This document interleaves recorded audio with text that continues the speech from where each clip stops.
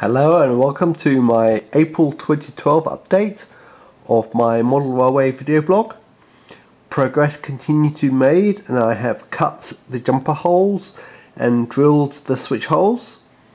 As you can see here, there's a jumper hole and here's the switch holes. Go to this end, we'll see some more switch holes and a jumper hole. I drilled the switch holes before cutting the jumper holes, which was a mistake. So this jumper hole should have been down here and these switch holes should have been moved along this way a bit.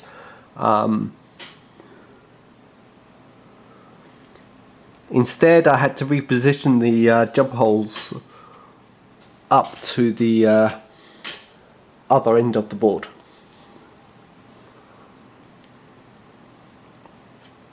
Oh well. I've also painted the underside of the boards undercoat white. This means I can get started with the DCC bus. For it I'll be using, I've got some mains lamps flex. I'll be getting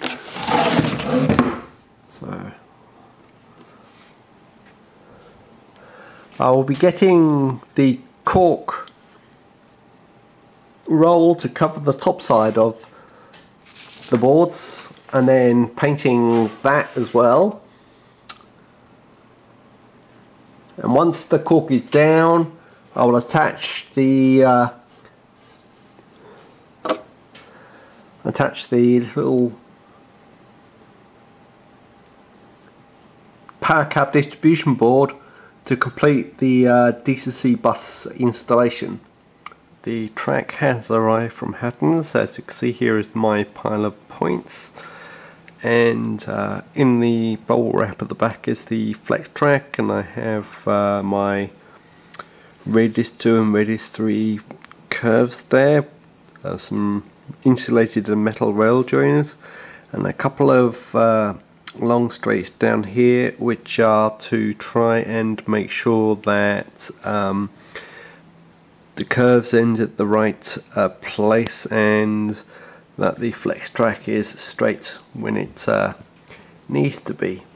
Okay, I'm going to have lots of fun putting this together.